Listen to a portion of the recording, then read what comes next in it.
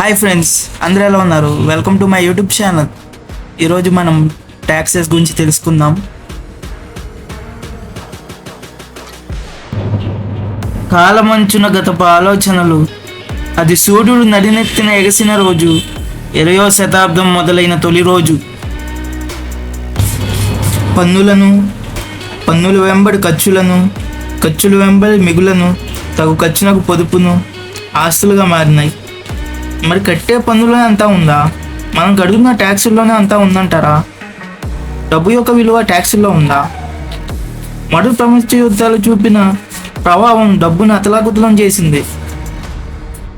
దాని ప్రభావం ఒక్కసారిగా ప్రతి ఒక్కరి జీవన విధానం మీద మార్పు తేలేదంటారా? అసలు యుద్ధాలు ఎందుకు జరగాలి? ఆస్ట్రియా దేశస్థుడైన అర్చ్డ్యూక్ ఫెర్డినాండ్ను సిరియా దేశస్థులు ఎందుకు చంపాలి? ఇలా ఎన్నో క్వశ్చన్స్ మన మదిలో ఉన్నప్పటికీ 14 నుంచి 18 దాకా యుద్ధం జరగక మానలేదు. అందుకే కాబోలు ఎరిక్ సాక్స్బాము 20వ శతాబ్దాన్ని ఏజ్ ఆఫ్ ఎక్స్ట్రీమ్స్గా పిలుస్తాడు. పన్నులు ఒక్క మాదిరిగా ఉన్నాయంటే దాని అర్థం దేశంలో ఇటువంటి సంగతిని చోటు చేసుకోలేదని అర్థం. సంపద మెరుగుపడిన, ఆస్తులు కూడబెట్టిన, ఇదంతా రవ్వంత కాలంలోనే అనేసరికి హిట్లర్ పుణ్యమా అంటూ 2వ ప్రపంచ యుద్ధం మొదలైంది. మిత్ర రాజ్యాలు, కేంద్ర రాజ్యాల మధ్య భీకర యుద్ధానికి నాంది పలికింది. ఈ 2వ ప్రపంచ యుద్ధంలో జపాన్ దేశం మీద అణుబాంబులు వేయక మానలేదు.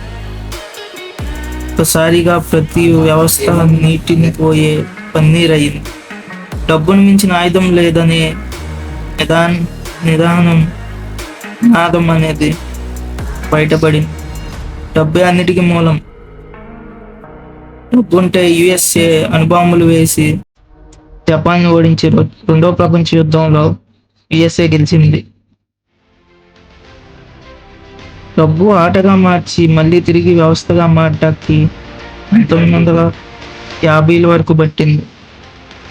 కానీ 1945లో జరిగిన సంఘటనలు మాత్రం ఎవరూ మర్చిపోలేరు.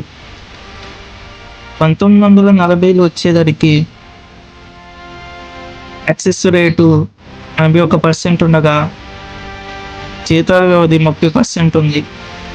అలాగే పొదుపు మరియు ఆస్తులు అనేవి యుద్ధ సామాగ్రి కోసం దాచుకోవడం జరిగింది. వారి కోసం డబ్బునంతా కూడబెట్టి చివరికి వారి యుద్ధాలకే పరిమితమైంది డబ్బంతా. అలా 1950 అవి వచ్చేసరికి డబ్బు రూపురేఖలు మారిపోయాయి. వచ్చిన పన్ను విధానంలో మార్పు వచ్చినప్పటికీ, ఆస్తులు సంపదలు ఉన్నప్పటికీ 1950-60లకు అందరి జీవన విధానంలో మార్పు తెచ్చింది. ట్యాక్సెస్ రేటు 90% ఉండగా సేవింగ్స్, పొదుపు అనేది పెన్షన్స్ రూపంలో ఉండగా ప్రొడక్టివిటీని బేస్ చేసుకుని జీతాలు ఇచ్చారు. 1970 నుండి 80వ కాల వ్యవధి. స్వాతంత్రం వచ్చి 20 సంవత్సరాలు అవుతుంది. పన్నుల్లో, పొదుపులో, కూడబెట్టే ఆస్తుల్లో చాలా మార్పు వచ్చింది.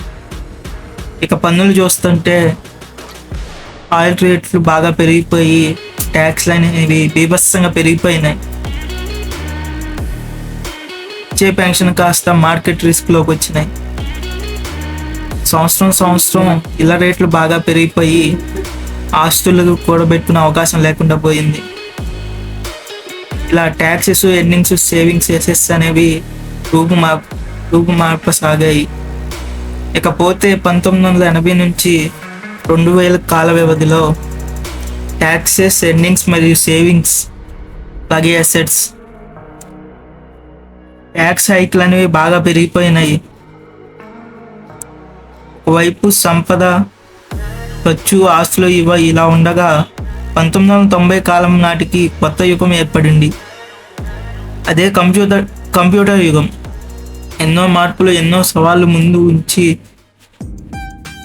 కంప్యూటర్ యుగం ముందుకు పోయింది. అలా వచ్చినవే ఈ మైక్రోసాఫ్ట్, గూగుల్ మరియు యూట్యూబ్. ఈ కాల వ్యవధిలో ఇది 20వ శతాబ్దం, కంప్యూటర్ కాలం. ఇవన్నీ వచ్చి ఫోన్లకే పరిమితం చేశాయి. కొత్త కొత్త ఆలోచనలు, కొత్త కొత్త విధానాలు, కొత్త కొత్త సైన్స్ పరిశోధనలు,